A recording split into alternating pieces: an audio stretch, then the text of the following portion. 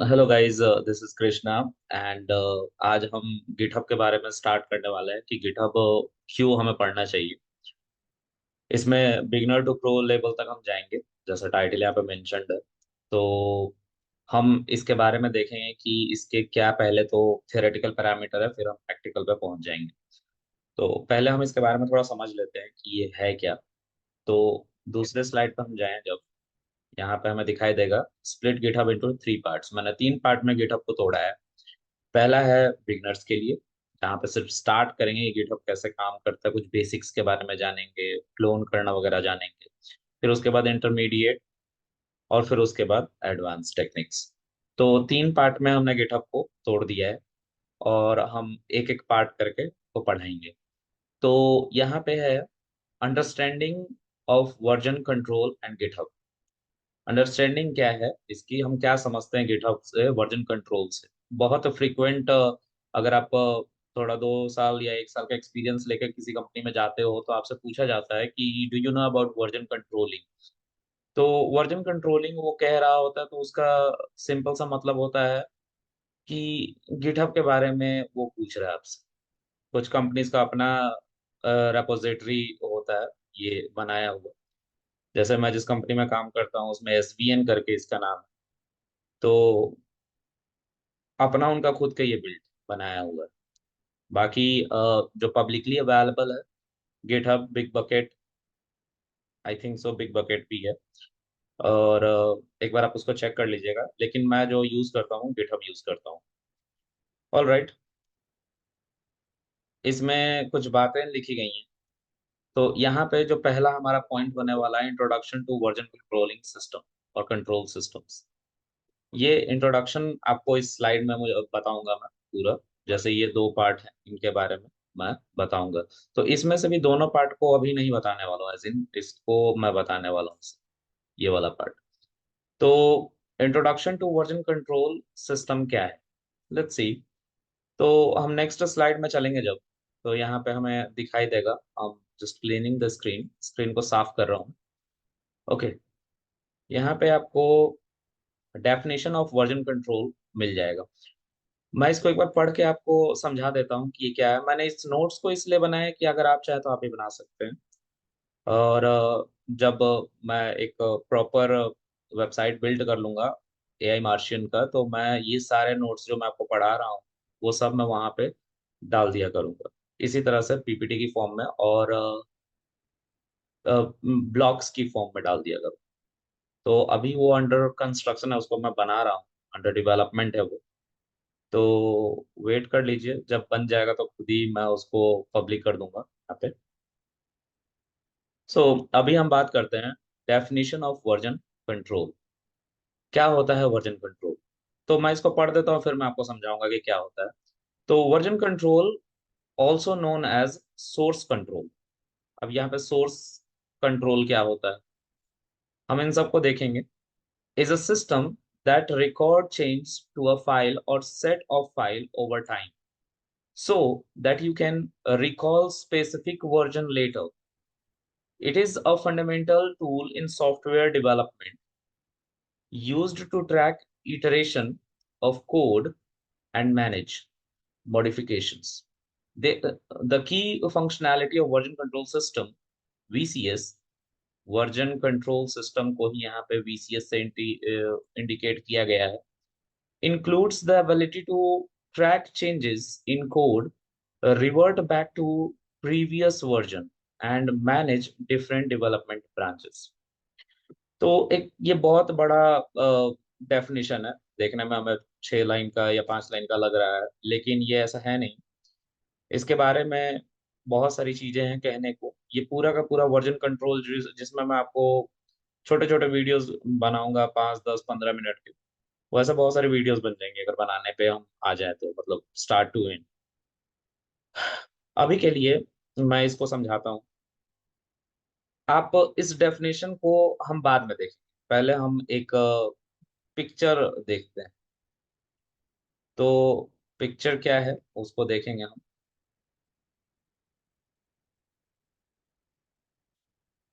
यहाँ पे paint start कर लेंगे। अब देखिए, सपोज कीजिए कि मैं एक डेवलपर हूँ, या ये मोहन है। मोहन एक डेवलपर है। अब किसी भी चीज का डेवलपर हो सकता है, इसको हम एआई फुल स्टैक कर देते हैं। एआई फुल स्टैक इंजीनियर या डेवलपर। तो एआई फुल स्टैक डेवलपर या इंजीनियर, आपकी जो मर्जी आप इसको कह सकते हैं। ये बंदा रोज ऑफिस जाता है। ऑफिस में अपने पीसी पे बैठ के ये बहुत सारे कोड लिखता है, और कोड लिखने के बाद उसको टेस्ट करता है। वर्किंग अच्छी होती है, बुरी होती है, उसको टेस्ट करने के बाद ये फिर से घर आ जाता है। ये इसका घर मान लेते हैं कि। और घर आके ये अपना सोच में पड़ा रहता है कि कहीं मेरा पीसी खराब ना हो जाए, क्योंकि अगर पीसी खराब हो गया तो जो उसने कोड लिखा होगा वो सारा का सारा कोड डिस्ट्रॉय हो जाएगा। अब क्या करेंगे? तो ये एक मीटिंग में गया लेट्स से, और इसने अपने दोस्त से बात करी। ये इसका दोस्त है। ये मोहन है, जो मोहन यहाँ पे हम दिखा रहे हैं इस पिक्चर से। और ये इसका दोस्त लेट्स से सोहन है। मोहन और सोहन अच्छे दोस्त हैं। सोहन भी डेवलपर है, लेकिन सोहन थोड़ा स्मार्ट है इसके कंपैरिजन में। क्यों स्मार्ट है? तो ये बंदा मोहन मोहन जब घर आता है तो वो भी इसको अपने पीसी की फिक्र रहती है कि कहीं मेरा कोड कोई डिस्ट्रॉय ना हो जाए। सोहन कहता है कि यार मुझे तो कोई स्ट्रेस नहीं है। क्यों नहीं है स्ट्रेस? क्योंकि ये बंदा एक टूल के बारे में जानता है, जिसको गिट हब कहते हैं। अब जब सोहन ने मोहन को बताया कि तुम भी गिटहब ट्राई करो, तो तुम्हें कोई दिक्कत नहीं होगी, तुम्हारे कोड डिस्ट्रॉय नहीं होगा, तुम्हें तुम्हारे पीसी की फिक्र करने की जरूरत नहीं। अब सोचिए ना कि अगर कोई बंदा 6 महीने से कोडिंग कर रहा है और सडनली उसका पीसी खराब हो जाए, तो वो सारा का सारा कोड तो गया उसका, और उसने जो क्लाइंट से इतने दिनों तक पैसे लिए हैं वो भी डिस्ट्रॉय हो गए। अब क्लाइंट को पैसे तो वापस कर नहीं सकते हैं, तो वो क्या करेगा? उस कोड को फिर से बनाएगा, तो और ज्यादा टाइम लगेगा। और इस बार वो मेक श्योर करेगा कि मेरा पीसी खराब ना हो, लेकिन इलेक्ट्रिकल अप्लायंसेस से खराब हो ही जाता है। तो इस चीज को वो रोक नहीं सकता कि उसका पीसी खराब हो जाएगा या कहीं खो जाएगा या कुछ भी हो। तो उससे बचने के लिए सोहन ने इसको एक आइडिया दिया कि तुम गिटहब यूज करो। अब गिटहब क्या है? तो सोहन ने सिर्फ आइडिया दे दिया कि गिटहब यूज करो, उससे नहीं काम बनने वाला मोहन का। मोहन उसके बारे में और इंफॉर्मेशन गैदर करेगा सोहन से। वो पूछेगा कि सोहन, गिटहब क्या है? तो सेम जैसे मैं हूँ, मान लीजिए मैं सोहन हूँ और आप लोग सब मोहन है, तो मैं आप लोगों को बताऊंगा कि गिटहब क्या है। तो अब स्टार्ट करते हैं गिटहब के बारे में। ये स्टोरी आप लोग को होप सो समझ में आई हो कि प्रॉब्लम क्या थी मोहन के साथ और सोहन के साथ। सोहन के साथ कोई प्रॉब्लम नहीं है। सोहन हेल्प कर रहा है मोहन की कि तुम कैसे इस फिक्र को छोड़ सकते हो कि तुम ऑफिस से आओ अभी भी कोड के बारे में सोच रहे हो, तो तुम लाइफ कहाँ जीते हो? बकवास है लाइफ तुम्हारी। तो अब हम वर्जन कंट्रोलिंग के बारे में सीखेंगे। गिटहब को बोला उसने, लेकिन मैंने अभी अभी जस्ट बोला है कि वर्जन कंट्रोलिंग के बारे में सीखेंगे। अभी अभी मैंने बोला था कि गिटहब के बारे में सोहन बताएगा, और मैं बोल रहा हूँ वर्जन कंट्रोलिंग। तो दोनों सेम। वर्जन कंट्रोलिंग गिटहब के द्वारा किया जाता है। वर्जन वर्जन कंट्रोलिंग की बात अगर कोई कर रहा है आपसे, तो वो सिंपल आपसे गिटहब की बात कर रहा है, या एक ऐसे टेक्निक की बात कर रहा है जिसमें कोड आपके मशीन में रहता ही नहीं। वो कोड कहीं दूर रेपोजिटरी किसी सर्वर पे रहता है, एक रेपोजिटरी के अंदर डाल। ओके, कुछ टर्म है। पहला है रेपोजिटरी, जो अभी मैंने बोला है। स्पेलिंग आप लोग देख लीजिएगा, रेपोजिटरी। दूसरा है गिटहब। तीसरा है वर्जन कंट्रोल, जो मैंने टेक्निकल टर्म अभी बोला है। चौथा है, one second, this is single L not double L. So चौथा है हमारा सोर्स, जो हमने डेफिनेशन में पढ़ा था, सोर्स। और पांचवा है हमारा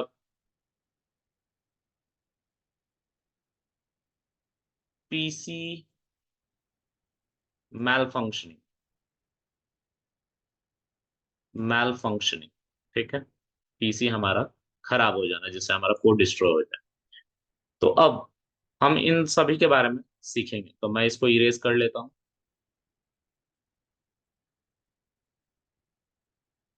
late me erase this, give me some time.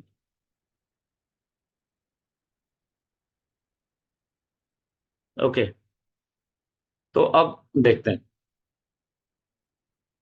Sohan ने बोला मोहन से, ये फिर से हमारा सोहन है, सोहन को मैं एस से रिप्रेजेंट कर रहा हूँ और मोहन को एम से रिप्रेजेंट कर रहा हूँ। This is Mohan. सोहन ने बोला मोहन से, सोहन, सॉरी मोहन, तुम्हें क्या करना है कि जो भी तुम कोड लिखते हो, ये सोहन का पीसी है। सोहन अपने पीसी में कुछ कोड लिखता है और उस कोड को वो एक दूर रखे सर्वर पे डाल देता है। अब सर्वर, फिर से एक टर्म आ रहा है सर्वर। ठीक है, तो ये क्या है, इसके बारे में हम बात करेंगे। इस कोड को वो क्या करता है, अपने सर्वर पे रख देता है। ये सर्वर है। अब इस सर्वर पे चल रहा होता है एक वेबसाइट,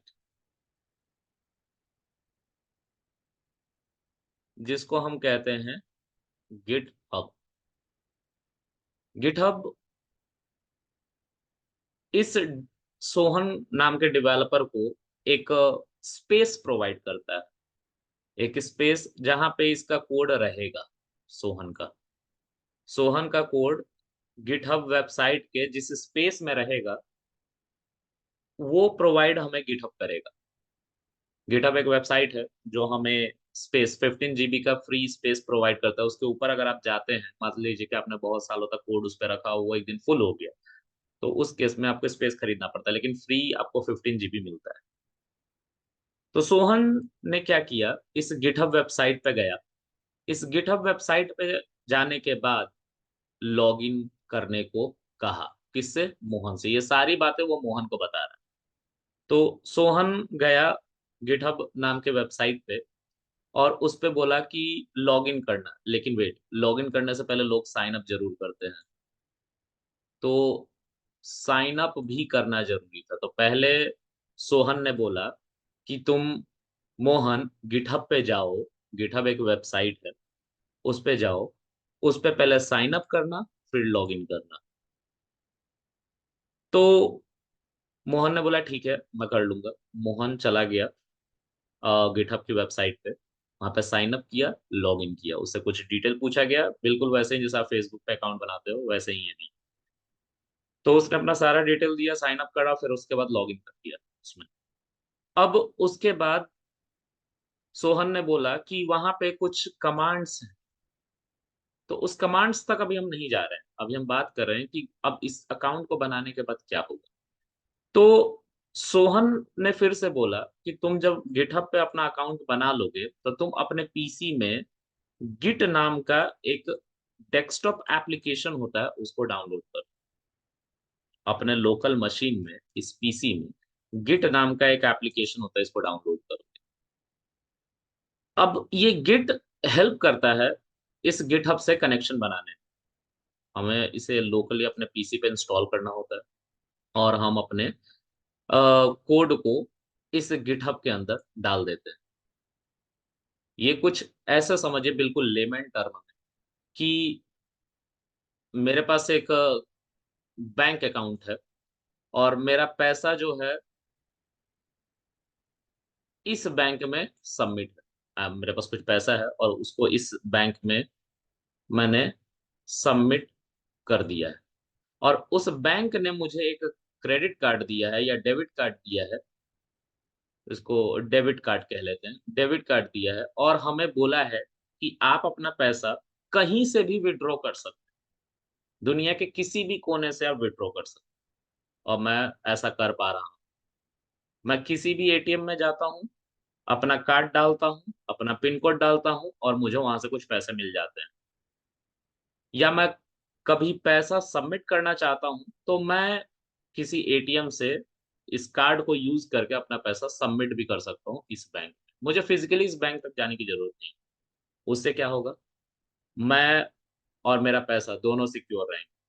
नहीं तो इंसिडेंट्स होते रहते हैं, हो सकता है कोई पैसा लेके चला जाए, हो सकता है कुछ अनहोनी हो जाए पैसे की वजह से, ऐसा होता है। तो सिमिलर है हमारा यहाँ पे अभी मोहन के साथ प्रॉब्लम। तो सोहन ने मोहन को फिर से ये बताया कि गिटहब बिल्कुल तुम्हारे एक बैंक अकाउंट की तरह है जहाँ पे पैसे नहीं, तुम्हारे कोड को रखा जाता है और उस कोड को रखने के लिए कुछ प्रोसेस फॉलो किए जाते हैं। तो गिटहब हमें एक स्पेस प्रोवाइड करता है। उस स्पेस में हम फ़ोल्डर्स बनाते हैं, अलग-अलग नाम से। मान लीजिए कि मैं एक प्रोजेक्ट पे काम कर रहा हूँ, उसका नाम है ए, उस प्रोजेक्ट का नाम। इस ए प्रोजेक्ट के नाम से इसके अंदर मैंने एक फ़ोल्डर बनाया और उस फ़ोल्डर के अंदर ए का ए प्रोजेक्ट का जितना कोड था, उसको ले जाके मैंने रख दिया इस फ़ोल्डर के अंदर। अब जब मैंने इस कोड को इस पे रखा, तो मैं जाके नहीं रखूँगा, उसके लिए कुछ कमांड चलाने पड़ते हैं, जो मैंने यहाँ पे मार्क किए। इसके बारे में हम आगे बात करेंगे। अभी सिर्फ वर्किंग को समझो। तो यहाँ से अपने पीसी से वो इंटरनेट की मदद से अपने कोड को इस ए नाम के फ़ोल्डर के अंदर रख देता है। इसी फ़ोल्डर को इसी फ़ोल्डर को गिटहब कम्युनिटी या वर्ज़न कंट्रोलिंग कम्युनिटी रिपॉज़िटरी के नाम से जानती है। तो फिर से फ़ोल्डर, रिपॉज़िटरी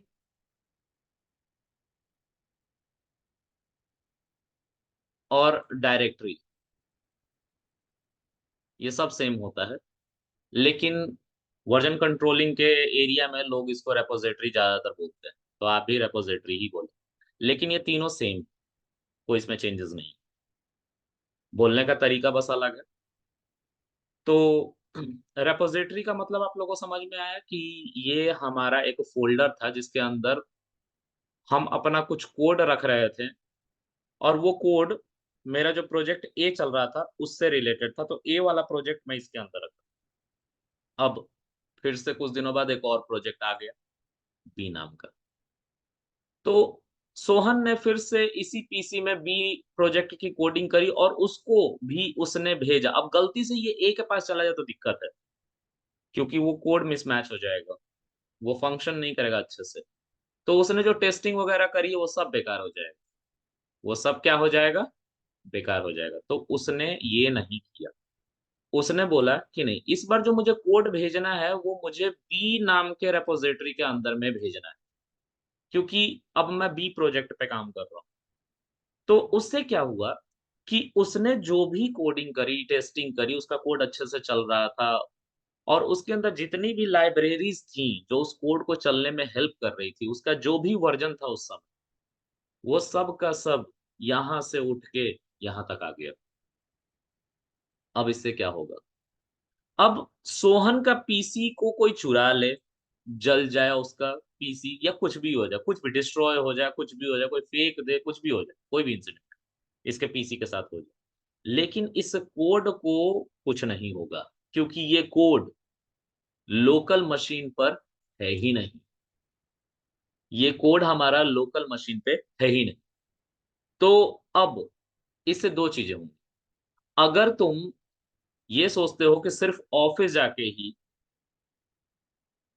ये अभी भी बात सोहन कह रहा है मोहन से। सोहन कह रहा है मोहन से, मोहन, तुम्हें इससे 2 फ़ायदे होंगे। एक, तुम्हारा कोड कभी डिस्ट्रॉय नहीं होगा जब तक तुम नहीं चाहो।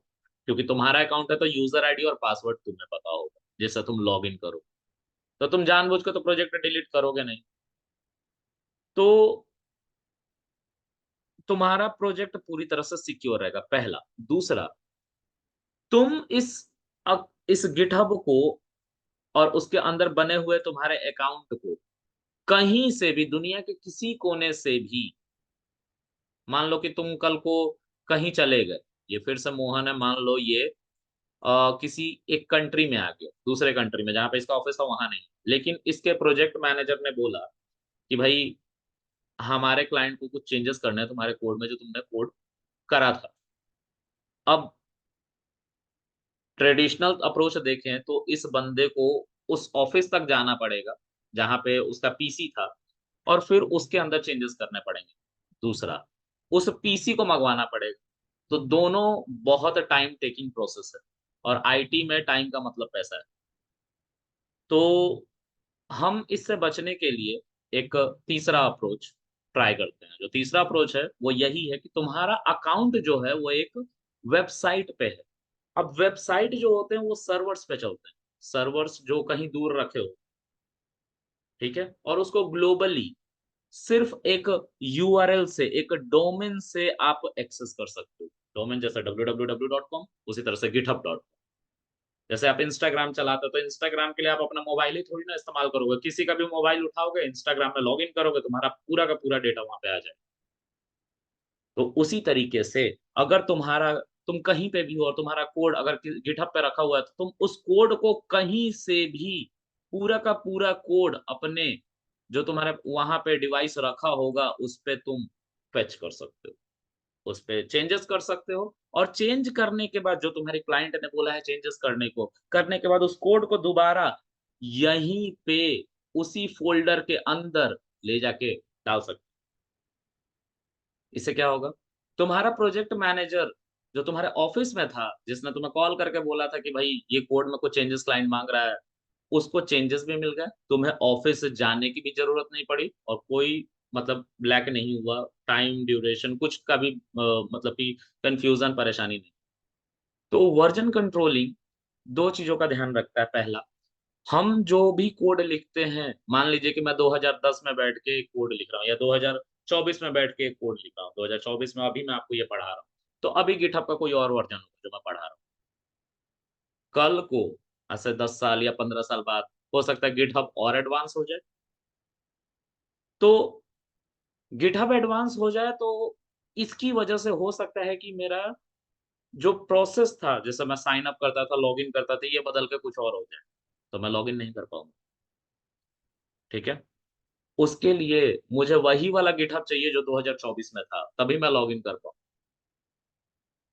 उसी तरीके से अगर मैं कोई कोड लिखता हूँ, मान लीजिए मैंने एक कोड लिखा, और वो कोड जो लिखा है मैंने पाइथन से लिखा है, और पाइथन में 3.8 वर्जन पे लिखा है।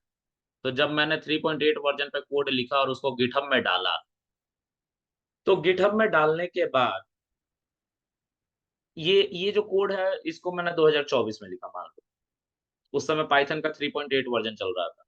लेकिन 2030 में जब मुझे इस कोड को चलाने को कहा गया, तो मेरा कोड जो है वो नहीं चल रहा था, क्योंकि पाइथन का उस समय वर्जन कुछ और आ गया हो। मान के चलते हैं पाइथन 3 पॉइंट या 4 पॉइंट या कुछ भी, मतलब 3.12, 3.13, 3.14 कुछ भी आ गया हो, आई डोंट नो, कुछ भी हो सकता है, लेकिन ये वाला नहीं है। तो इस कोड को मैं चलाने की कोशिश किससे कर रहा हूँ, 3.12 से। ये होता है वर्जन। जो ये वर्जन है वो चेंज हो गया। अगर ऐसा हो कि 2030 में भी मैं पाइथन 3.8 को यूज करके उस कोड को चला दूं, तो ये जब मैंने कोड यहाँ पे डाला तो ये गिटहब को ऑलरेडी पता होता है कि किस वर्जन पे ये कोड लिखा गया है। और ये जब आप फेच करते हो, चलाते हो, तो वो सेम वर्जन के साथ कोड आपका चलता है। भले ही कोई भी वर्जन चल रहा हो मार्केट में, जैसे 3.12 है तो उसको नहीं, इग्नोर कर दिया जाएगा, 3.8 से ही चलाएगा। तो इसको कहते हैं वर्जन को कंट्रोल करना। वही वर्जन जो 2024 में तुमने यूज किया था, वही 2030 में यूज करके तुम इस कोड को चला सकते हो, कोई दिक्कत नहीं। तो यही फायदा है वर्जन कंट्रोलिंग का। फिर से मैं इसको काउंट कराता हूँ। पहला, वर्जन कंट्रोलिंग जो है वो हमें हमारे कोड को डेप्रिकेट होने से बचाता है। हमारा जो कोड जैसा चल रहा था पुराने वर्जन पे, जैसे पाइथन 3.8 पे चल रहा था। तो 2030 में भले ही 3.12 आ गया है, लेकिन हमारा कोड अभी भी 3.8 से ही चलता है, वो एज इट इज इंटैक्ट रहता है गिटहब के अंदर। दूसरा, हम इंडिपेंडेंट हो जाता है, हम कहीं से भी अपने कोड को डाउनलोड करके उस पे चेंजेस करके उसको वहीं पे रख सकते हैं गिटहब पे, जहां से उसको हमने डाउनलोड किया था, और किसी को भी उसका एक्सेस दे सकते हो, उसको यूज कर ले।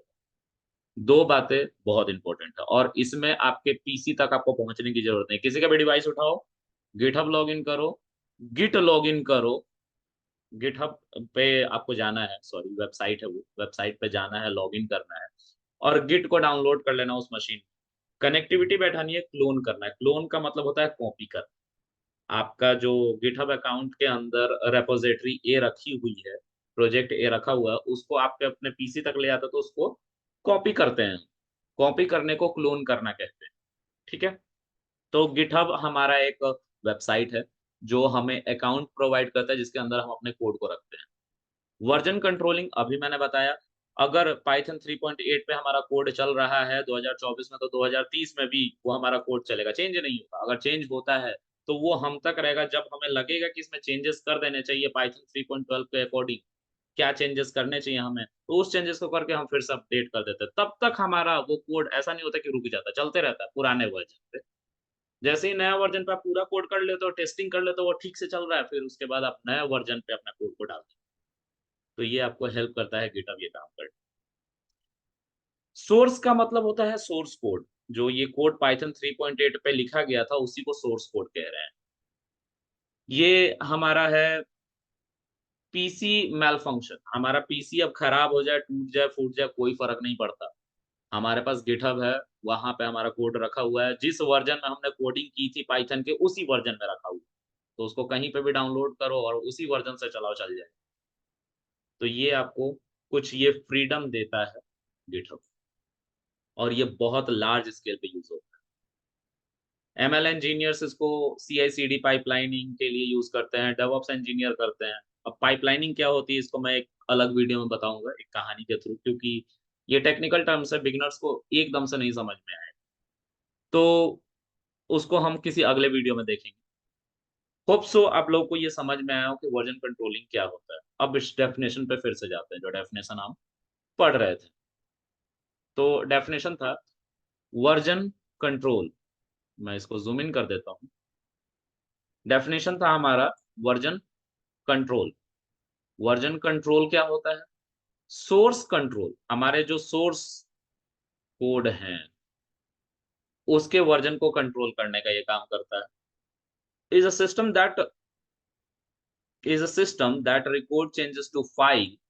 ये एक सिस्टम है, एक मैकेनिज्म है जो हेल्प करता है हमें रिकॉर्ड रखने में कि हमने क्या क्या अपने कोड में चेंजेस किए, अपने फाइल्स में चेंजेस किए।